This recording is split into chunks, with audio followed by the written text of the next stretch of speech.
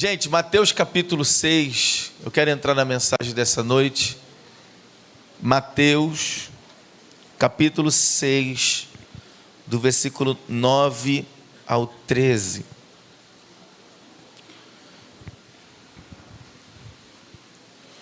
A música Incendeia já passou de 12 mil, né, gente? Passou de 12 mil visualizações. Música Abre passou de 4 mil. Música Jerusalém passou de 1.000 agora, né? Recém-lançada. E a próxima a ser lançada vai ser Sacia-me. E aí, irmão, é a que eu mais gosto, irmão. Não, mas a Sacia-me eu tô com maior expectativa, cara. A Sacia... Era surpresa, Alex falou. Surpresa, é Sacia-me. Glória a Deus. Mateus capítulo 6, do versículo 9 ao 13. Eu quero trazer uma palavra de reflexão ao seu coração. Essa tarde eu estava em casa e o Senhor me levou para o meu secreto e eu fiquei ali em oração. E o Senhor começou a falar a respeito desse texto comigo, algumas coisas. E Deus, irmãos, entenda a linguagem que eu quero falar, tá? Não é que Deus não é Deus de se preocupar, porque Ele é Deus, Ele sabe o que Ele está fazendo. Mas trazendo para a nossa linguagem de homens, eu vou transmitir: Deus está preocupado com a sua igreja. Deus está preocupado com você. E as coisas que o Senhor falou comigo me trouxe um alerta muito grande sobre como nós estamos conduzindo a nossa vida diante do Senhor. Então eu vou falar algumas coisas aqui, eu vou tentar ser bem sucinto, porque a gente tem a ceia ainda para celebrar, mas que essas palavras fiquem no seu coração e que desperte você para uma mudança de mentalidade. Porque o maior desafio que nós temos, irmãos, nesse século presente é trazer as pessoas para uma mudança de mentalidade. As pessoas, elas estão tão religiosas e ao mesmo tempo elas estão com tanta liberalidade, não há um equilíbrio. Ou a pessoa é religiosa demais, ou ela é liberal demais. E nós precisamos aprender a ser equilibrados. Mas o Senhor está querendo mais da igreja. É tempo da igreja se apegar, irmãos. Os dias são maus, os dias são difíceis. Jesus, quando Ele vai falar a respeito do fim dos tempos, Ele vai trazer a figura de uma mulher como em trabalho de parto. Nós estamos entrando no princípio das dores, sabe? A tendência é que as contrações dessa mulher de parto comecem a se intensificar. O mundo vai piorar. Tire as suas esperanças do Bolsonaro, não vai melhorar, irmãos, porque as profecias precisam se cumprir. O mundo está vivendo um caos. Talvez a gente tenha uma leve e momentânea paz, como a Bíblia diz, mas depois vos sobrevirá repetidas destruições. Mas o que nós precisamos entender, irmãos, Deus quer mais da igreja. Eu não sei se todos viram ou se todos estão acompanhando os jornais. Eu não tenho mais paciência para ver jornal. Ou falam de pandemia ou falam mal do Bolsonaro. Não tem mais outra coisa, outro assunto. Está insuportável ver jornalismo hoje. Mas eu recebi o vídeo de um pastor e ele estava falando que terça-feira parece que vai ser um divisor de águas na nossa nação, né? E ele estava orientando: olha, as pessoas, parece que vai ter uma greve já pré-estabelecida de 4 dias e pode ser que ela se prolongue mais um pouco. Então preste atenção no que o pastor está falando, porque é sério o que eu vou falar. Você precisa se resguardar, irmãos. Nesse momento, escuta o que eu estou dizendo. Não gaste dinheiro naquilo que não é pão. Não gaste dinheiro naquilo que não é pão. Se você puder, abasteça a sua despensa. Sabe, vamos ser prudentes, irmãos. A gente não sabe o que pode acontecer, mas cuide da sua casa. Sabe, cuide da sua família. Não é tempo de você ficar esbanjando naquilo que não deve ser investido o seu recurso. Nós vamos precisar muito ajudar uns aos outros nesse momento do nosso país. Vai ter irmãos perto da gente que a gente vai ter que dividir o pão com ele, irmãos. Nós vamos ter que praticar o reino de verdade. Sabe, então você que pode, sabe, abasteça a sua despensa. Fique cauteloso. Vamos estar em oração pelo nosso país. Nós precisamos orar muito pelos governos do nosso país. O nosso país é um país dividido, porque os homens, eles estão em busca de satisfazer o seu ego. Por isso tanto roubo, tanto desperdício do dinheiro público, porque os homens estão em busca, sabe, de se satisfazerem.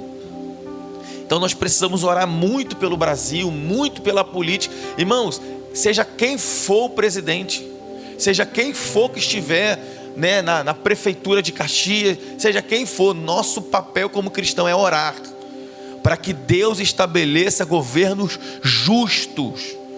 E aí Provérbios vai dizer que quando o justo governa, o povo se alegra, mas quando o ímpio governa, o povo geme. E o Brasil geme ou não geme, irmãos?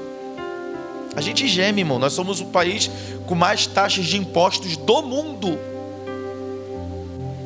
Então, vamos orar. Esse é o nosso papel. Amém, gente? Esse é um recado de alerta do pastor para a igreja. Abasteça a sua despensa, fique em oração, fique atento, né? E vamos aguardar as direções do Senhor. Mas vocês lembram que quando o Senhor falou para a gente há 2 meses atrás, coloque a igreja em jejum até o final do ano? Quem lembra? Vocês lembram? Eu disse para vocês, eu não sei o que está para vir por aí, mas o Senhor mandou a gente entrar em jejum até o final do ano. Cara, Deus ama essa igreja. Deus ama todas as igrejas, irmãos. Mas eu sei que Deus tem um negócio com a gente diferente. Porque Ele está sempre avisando para a gente. Então, você que não está no jejum, volte para o jejum. Você que parou, volte para o jejum. E você que quer entrar, entre no jejum. Procure um irmão da igreja, um obreiro. Olha, como é que é o jejum? E vem para o jejum com a gente. Amém? Vamos ler o texto. Capítulo 6, do versículo 9 ao 13, diz assim, ó. Por esta razão, vós orareis. Pai nosso que está nos céus, santificado seja o teu nome, venha o teu reino, seja feita a tua vontade, assim na terra como no céu. Dai-nos hoje o nosso pão diário, perdoa as nossas dívidas, assim como perdoamos aos nossos devedores, e não nos conduzas à tentação, mas livra-nos do maligno, porque teu é o reino, o poder e a glória para sempre. Amém. Que o Espírito Santo possa trazer revelação, essa palavra aos nossos corações. Bom, como eu já disse, irmãos, nós estamos vivendo um momento muito delicado, né? Da igreja na face da terra. A igreja no mundo inteiro, ela passa hoje por um momento difícil. Porque nós já vivemos uma apostasia. Aquele texto que Paulo falou, se eu não me falha a memória, foi aos Romanos, onde ele disse que chegaremos tempos difíceis, onde os homens contratariam líderes que pregariam palavras segundo as suas vontades, homens mais amantes de si mesmo do que de Deus, avarentos, presunçosos e por aí vai. Nós já temos vivido essas profecias que Paulo liberou, né? A igreja, se você parar para analisar, a igreja, ela tem se tornado uma instituição duvidosa para uns, mas para outros um lugar de esperança ainda, um lugar de fé, um lugar onde se prega o reino de Deus e é chegado o reino de Deus.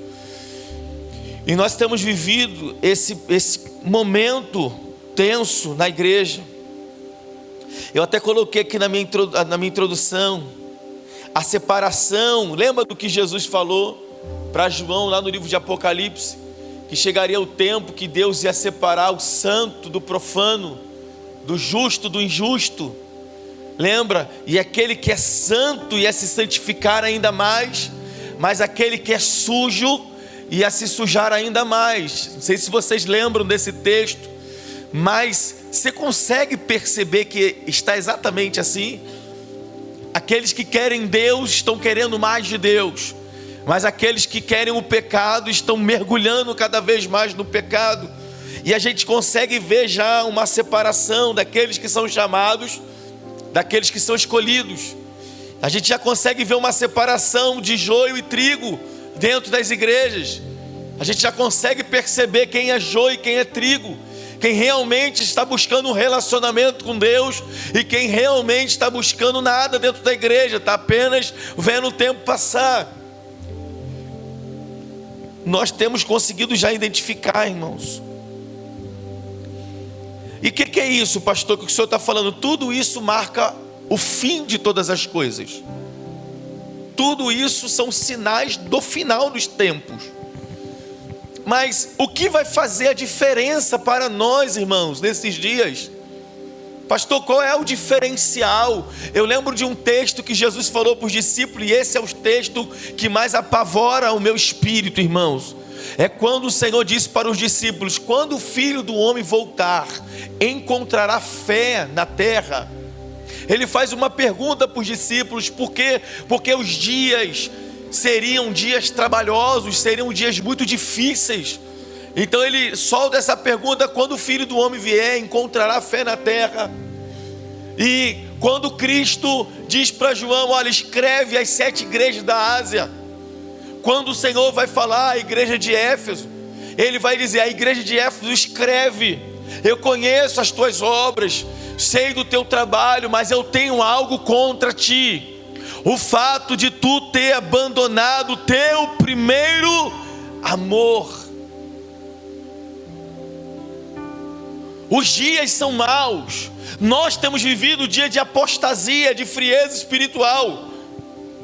Muitas pessoas abandonando esse amor por diversos motivos, irmãos. As pessoas dão diversas desculpas para Deus. O porquê de serem negligentes, porque estão abandonando o ministério, porque não querem mais saber de igreja, porque não querem mais comunhão com Deus. Elas dão diversas desculpas, mas o que Deus diz é: eu tenho contra ti que tu abandonou o teu primeiro amor, e ponto final.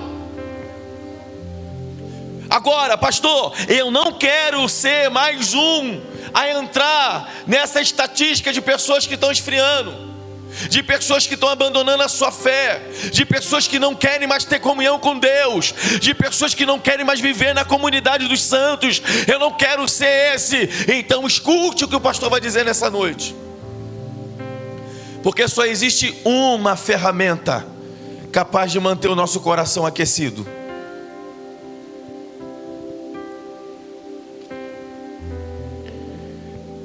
Pastor, que ferramenta é essa? Olha para a pessoa que está do seu lado aí, dentro dos olhos dela, e fala assim: ó, a oração ainda é a ferramenta mais importante da igreja. Eu sei que de repente alguém falou assim: agora o pastor vai trazer uma revelação sobrenatural. Está aí. O evangelho é tão simples, irmãos, que palavras simples como essa é que deveria aquecer teu coração, mas de muita gente já não aquece mais. O que vai fazer a diferença nesse tempo, pastor? Aqueles que oram. Aqueles que oram, irmãos. Aqueles que passam tempo com Deus em oração. Essas pessoas serão um diferencial nessa reta final da igreja. Essas pessoas não terão a sua fé abalada. Essas pessoas não terão o seu espírito morto. Essas pessoas não terão seus corações frios. Seus corações vão se manter aquecidos quanto mais elas passam tempo com Deus em oração.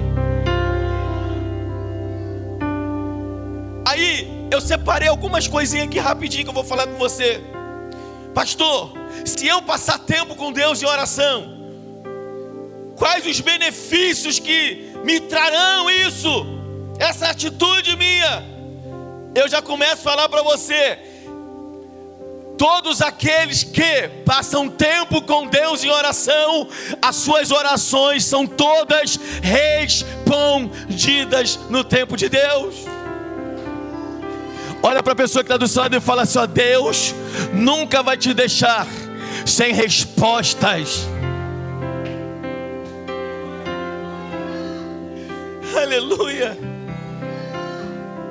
Aonde eu aprendo isso? Daniel capítulo 9, do versículo 21 ao 23. Olha, escute isso, meu irmão. Enquanto eu ainda falava com Deus em oração, Gabriel, o homem que eu tinha observado durante a minha visão anterior, veio voando rapidamente para onde eu estava, bem na hora do sacrifício vespertino. Então ele me orientou dizendo: Daniel, eis que venho para te transmitir percepção, sabedoria e conhecimento. Assim que iniciastes as tuas orações, o teu clamor, houve uma resposta e a ordem do céu para te enviar respostas. Olha para a pessoa que está do seu lado e diga: ei, o céu já está dando ordem a anjos para trazer respostas às tuas orações. Diga para ele: não pare de orar, não pare de orar, não pare de orar.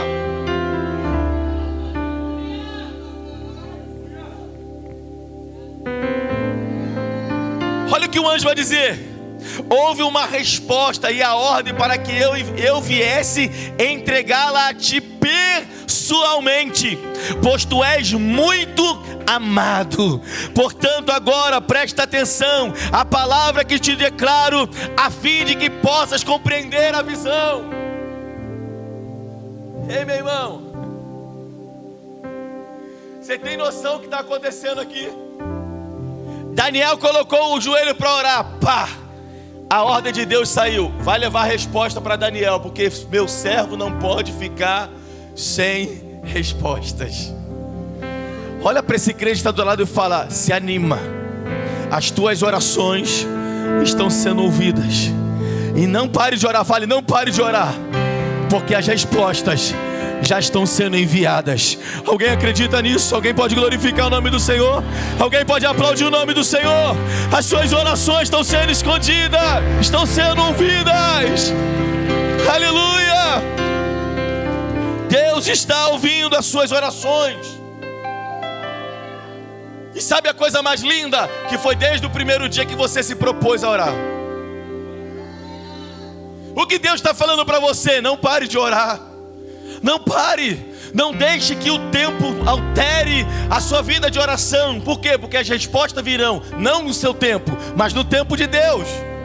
O que você precisa ter a certeza é que Deus hoje me trouxe aqui para dizer para você: as tuas orações estão sendo ouvidas e as respostas estão sendo enviadas. Aleluia, aleluia, aleluia. Eu estou sentindo Ele aqui. Alguém está sentindo Ele? Alguém está sentindo Ele? E as tuas orações estão sendo ouvidas, meu irmão. As tuas orações estão sendo ouvidas. Deus está ouvindo as suas orações. Aleluia, aleluia. Bendito seja o nome do Senhor. Eu vou andar mais um pouquinho. A segunda coisa,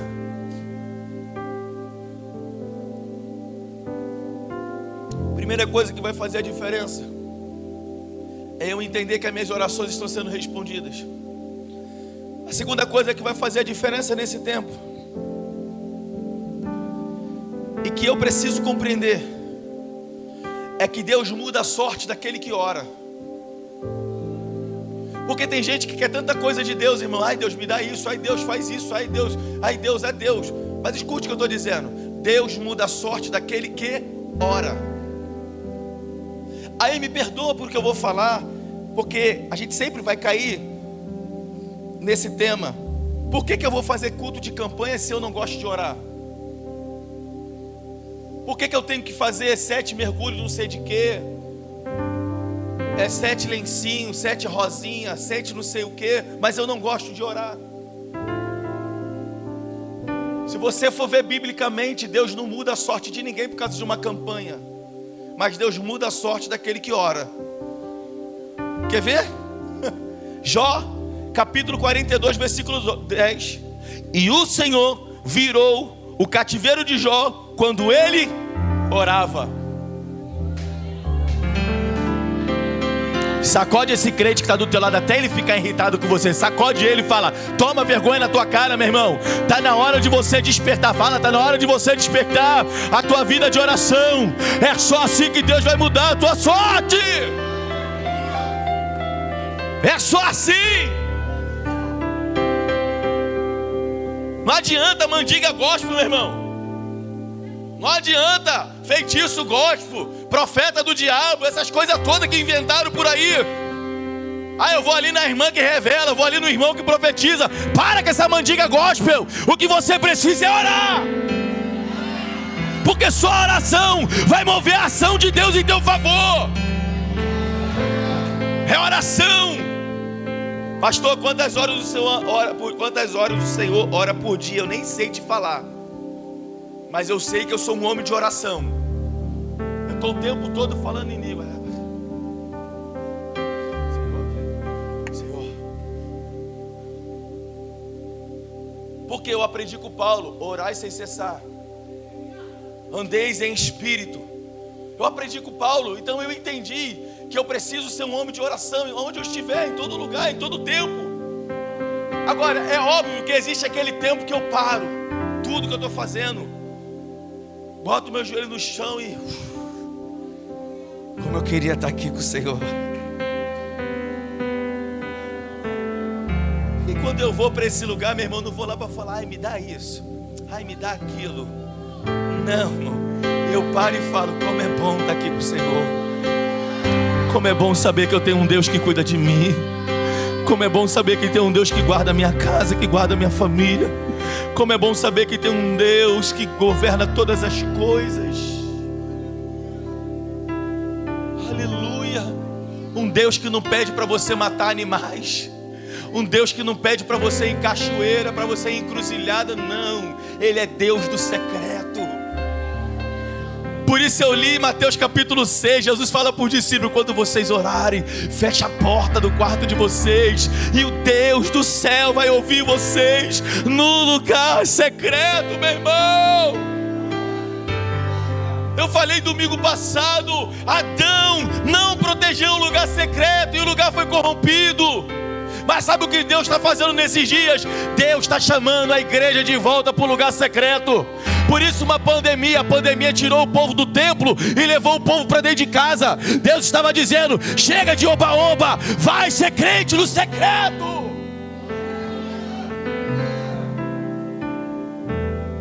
Chega de oba-oba. Está na hora da gente aprender a ser cristão de verdade. E o lugar que eu preciso começar é dentro da minha casa. Aleluia. Então, enquanto ele orava, o Senhor mudava o cativeiro dele. Você consegue entender isso? Já passou todo o vento que ele passou. Alguns crentes aqui iam dizer: ai, tadinho de mim, coitadinho de mim. Deus sabe que eu sou sofredor. Deus sabe que eu estou, ai meu Deus, né? Deus sabe de todas as coisas. Eu não vim para o culto porque Deus sabe por quê. Eu não oferto porque Deus sabe por quê. Eu não dizimo porque Deus sabe por quê. Aqueles crentes, tadinho de mim. Jó não estava assim não, irmão.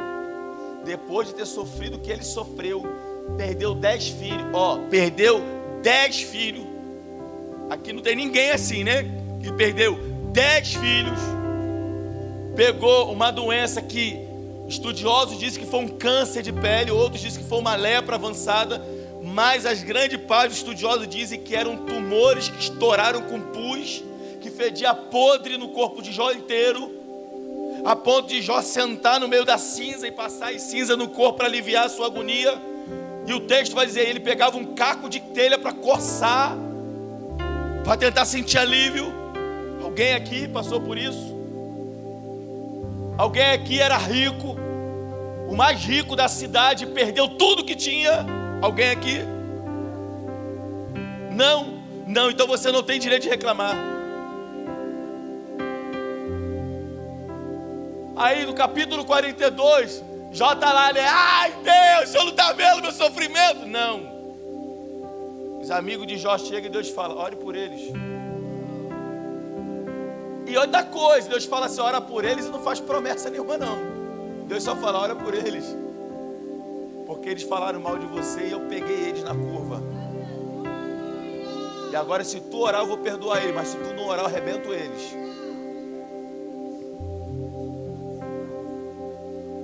Pensa nos amigos de Jó, tudo borrado, irmão. Jó, ora por mim, Jó. Você sabe, moleque, se tu não orar eu vou morrer, Jó.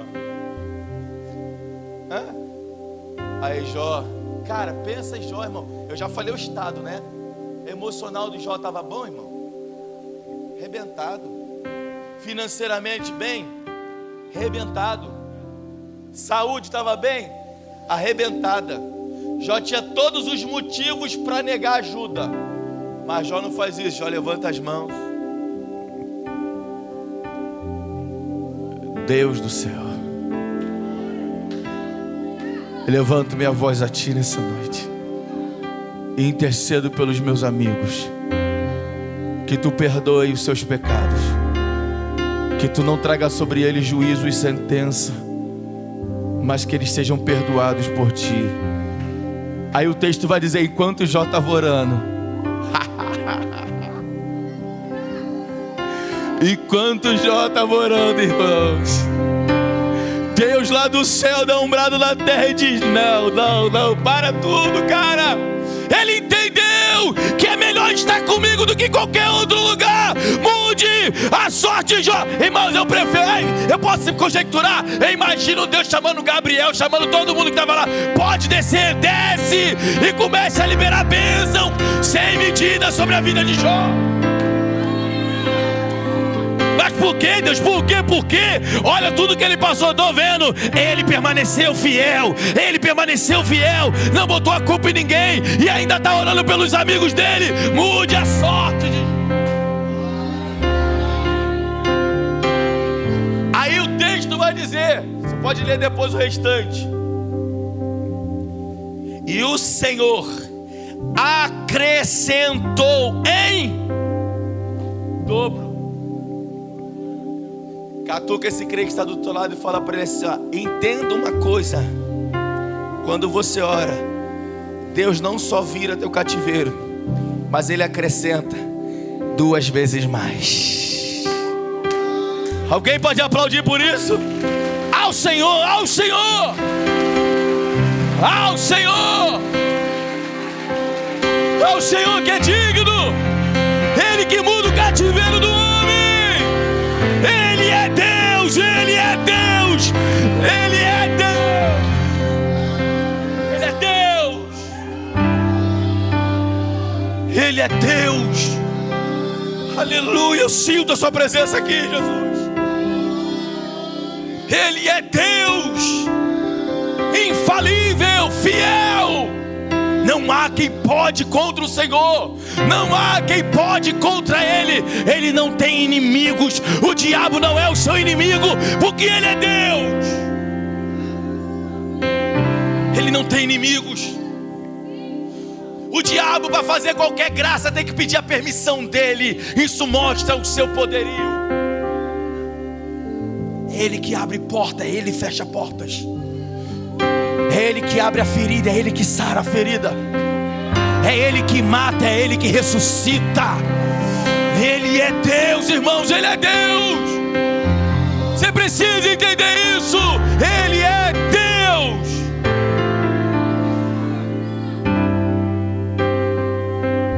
Por isso, quando Jesus olha para Marta e para Maria, Ele diz, ei Marta, aquele que crê em mim, mesmo depois de morto, viverá. Ele estava dizendo para Marta, eu tenho o poder para dar a vida a todos aqueles que eu quiser. Ele é Deus. Aleluia. Aleluia. Aleluia.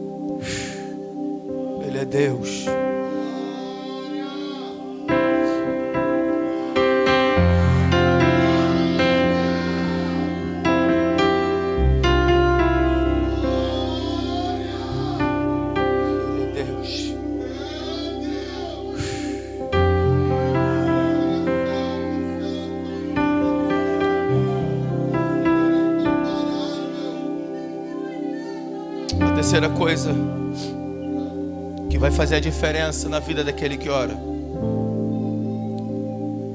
é que aquele que ora, ele será abençoado. Os cristãos que vão fazer a diferença nessa última reta da igreja, nessa reta final, são aqueles que oram. E aqueles que oram vão desfrutar de bênçãos que muitos não vão desfrutar. Eu estou falando de bênçãos mesmo. Deus vai agraciar, Deus vai prosperar, Deus vai abundar essas pessoas, porque elas entenderam que é melhor passar tempo com Deus em oração do que buscar as coisas dessa vida. Em 1 Samuel, capítulo 1, do versículo 1 ao 20, vai contar a história de uma mulher chamada Ana. O texto vai dizer que todos os anos Eucana subia com suas duas esposas, Ana e Penina. Todos os anos eles entravam no templo para orar e para sacrificar ofertas. Mas o texto vai dizer que Ana se destaca do seu marido, vai para o seu secreto, bota o seu joelho no chão e começa a mexer apenas os lábios.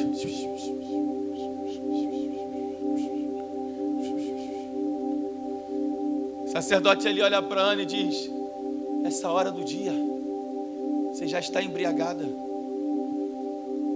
Ana olha para ele e diz: não pensa isso da tua serva.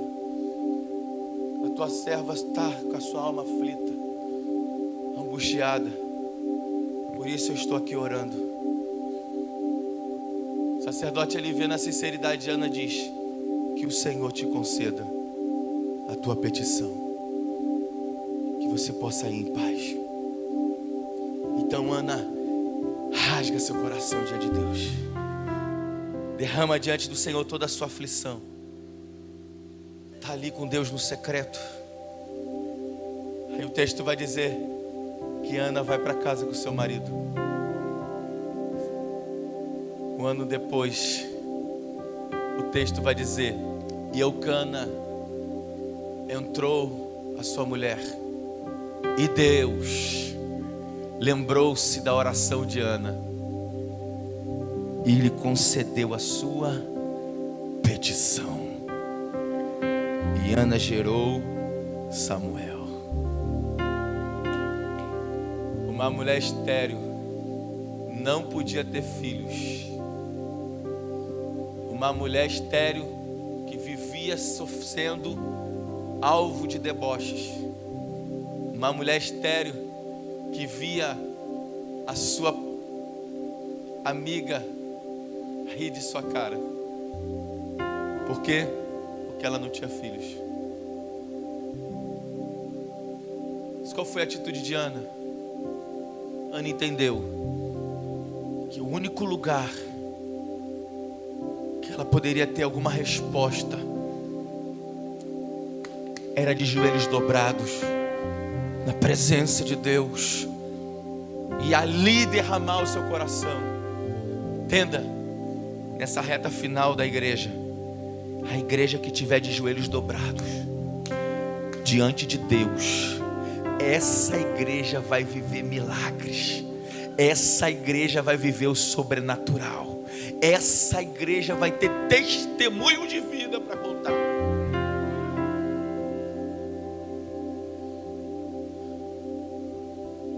Terceira coisa, a igreja que ora é aquela que será abençoada por Deus. Você vê que a bênção está condicionada a uma vida de oração.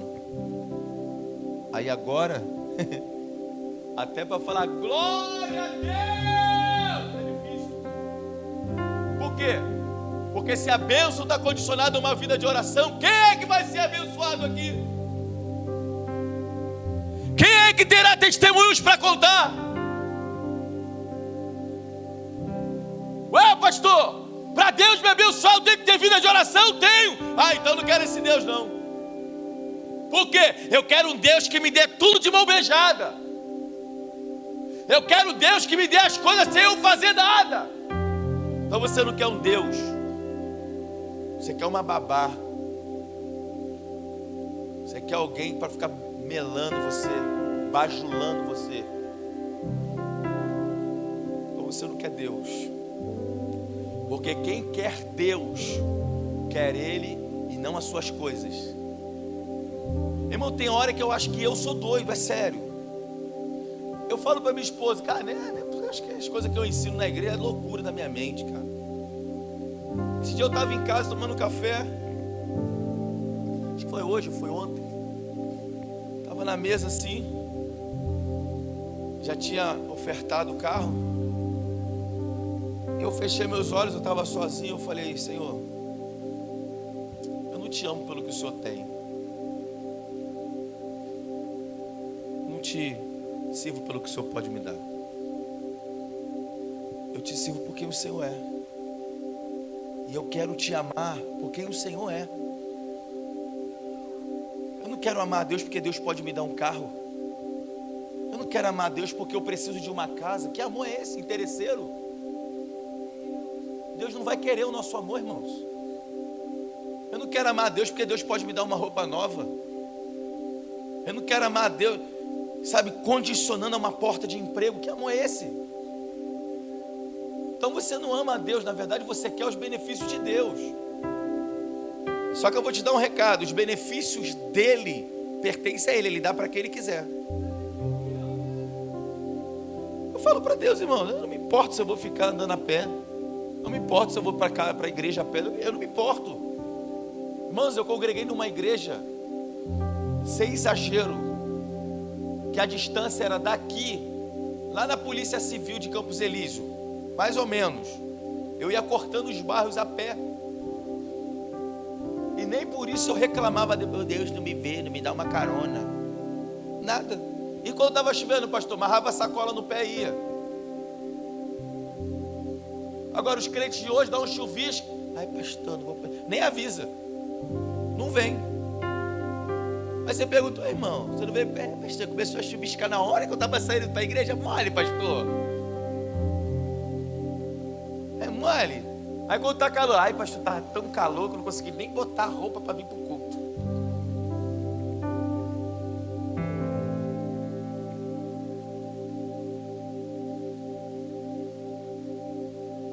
Sabe, nós precisamos amar a Deus, gente. Sabe, nós precisamos colocar o nosso joelho no chão e não dizer para Deus o que nós queremos dele, mas dizer para Deus que eu quero Ele. Deus, eu quero o Senhor. Entra no meu quarto e não sai daqui. Sabe, entra na minha casa, não sai da minha casa. Não sai desse lugar, não sai. Irmãos, quando eu boto o meu joelho no chão e Ele vem, irmão, eu fico vidrado em Deus, apaixonadaço nele.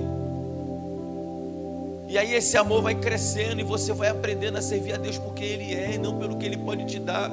Por isso que eu não venho para o culto para pedir Deus bênção, mas eu venho para dar para Deus aquilo que eu tenho. Eu não dei um carro para Deus me dar outro. Eu dei um carro para Deus porque eu entendi que a casa dele está precisando mais do que eu, cara. Você está entendendo? A casa de Deus está precisando mais do que eu. Eu não preciso de carro, eu preciso de Deus. E se eu tiver Ele, eu tenho tudo. Eu não preciso de nada.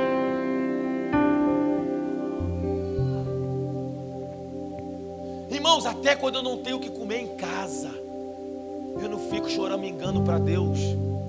Ó, Deus, acabou aí, ó, você está vendo? Passei dessa fase. Eu dou uma olhadinha. Eita glória, que bênção. E aí, moleque, o que tem para comer aí? Hoje tem arroz, tem feijão, tem zoião. Dá pra botar uma batatinha? Dá. Ô, maravilha.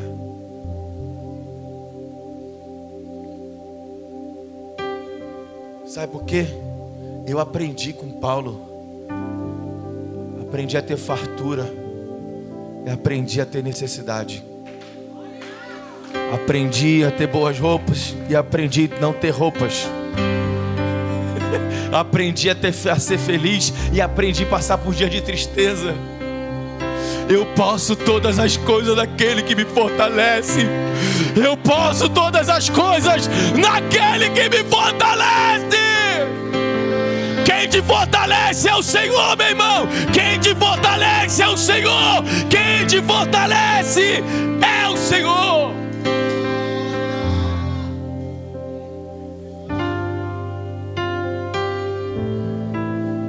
Aleluia. Por isso eu digo, viver para mim é Cristo, morrer para mim é Cristo. Viver para mim é Cristo, morrer para mim é Cristo, irmão. Eu não estou nem aí para as coisas dessa vida. Cheguei aqui com esse blazer bonito, irmão, tá bonito, pastor, ganhei, irmão. Sapato que o pastor está vestindo, o pastor ganhou, irmão. Sabe o que é isso? Aprendi a ter e aprendi a não ter. Tem dia que eu estou aqui com roupa largadona. Hoje me deu vontade de botar uma roupinha mais bonitinha. Mas não foi para, vou botar uma roupa. Nada. Porque eu aprendi a me vestir para o meu Jesus. E hoje eu falei para ele, hoje eu vou botar uma roupinha. Que eu quero estar mais bonitinho para o Senhor. Nós precisamos amar a Deus, irmão. E a maior atitude de amor que você pode ter é o quanto você vai para o seu secreto com Ele. É o quanto tempo você vai gastar com Deus em oração. Irmãos, é isso que vai fazer a diferença.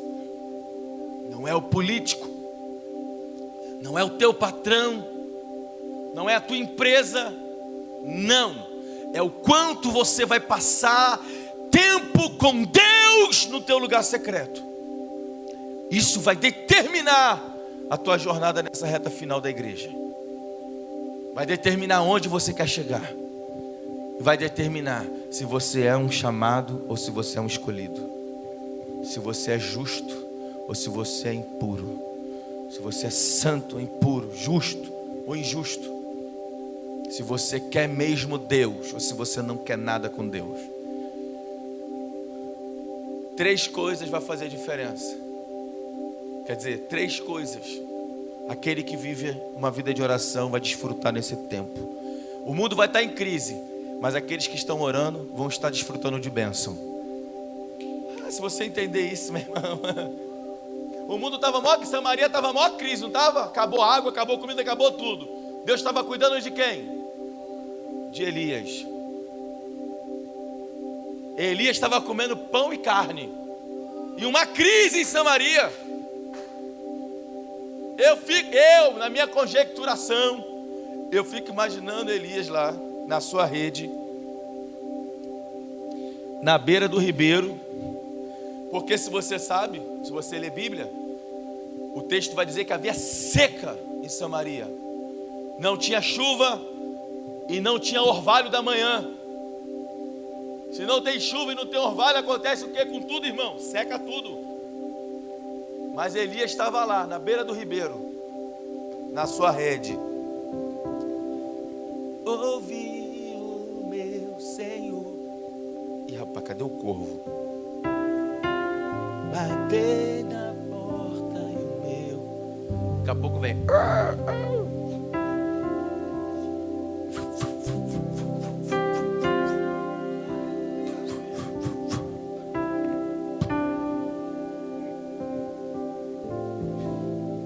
Conjecturação minha, irmão. Deixa eu. Igual aqueles passarinhos do pica-pau. E a galera aqui não curte pica-pau, né? Sabe nem que é pica-pau, né? Aquele pássaro que via com aquela trouxinha no bico, lembra? Pica-pau sempre tinha ele, uma garça que vinha, acho que era uma garça, né? Cegonha, obrigado. Pum. O corvo trazia a trouxinha. Elias abria, estava lá, pão e carne. Elias pegava, assava a carne. Porque Deus não ia mandar assado, né, irmão? Ia chegar fria, né? Elias fazia a fogueirinha, assava a carne, pegava o seu pãozinho. Pão com carne é bom, não é, irmão? Com a Coca-Cola gelada. Você come falando em línguas, irmão. Tem gente até que fala que no céu vai ter Coca-Cola, ó, os crentes carnudos.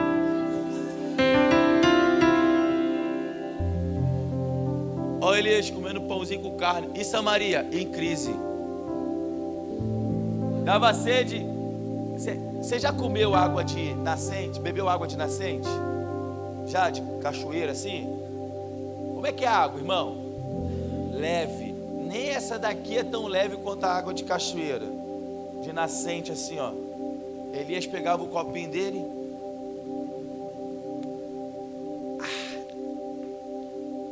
Água boa. E Samaria na seca e na crise. Quando Deus percebeu que o rio ia secar, Deus falou para ele: levanta, porque vai secar aí. Você é homem de oração. Para onde o Senhor quer que eu vá? Vai para a cidade. O texto diz assim: porque eu já ordenei uma viúva que te sustente lá. Você está entendendo como é que é a vida de quem ora? Você não é pego, desapercebido, distraído. O que eu acabei de falar? 2 meses atrás o Senhor falou: bota a igreja em jejum e oração, porque algo vai acontecer. Nós colocamos a igreja em jejum e oração. O que Deus estava fazendo? Preparando a igreja para algo que vai acontecer. A igreja não está aqui distraída. O Brasil agora está dizendo jejum pela nação, de meia-noite a meio-dia. Eu quero saber que jejum é esse, irmão. Nem o meu filho faz um jejum de meia-noite a meio-dia. Crente fraco. Fraco, irmão, perdão, você que vai fazer. Nós estamos já há 60 dias. Jejum de legumes de Daniel, dia sim, dia não. Obreiros, de meia-noite às 6 da tarde só na água.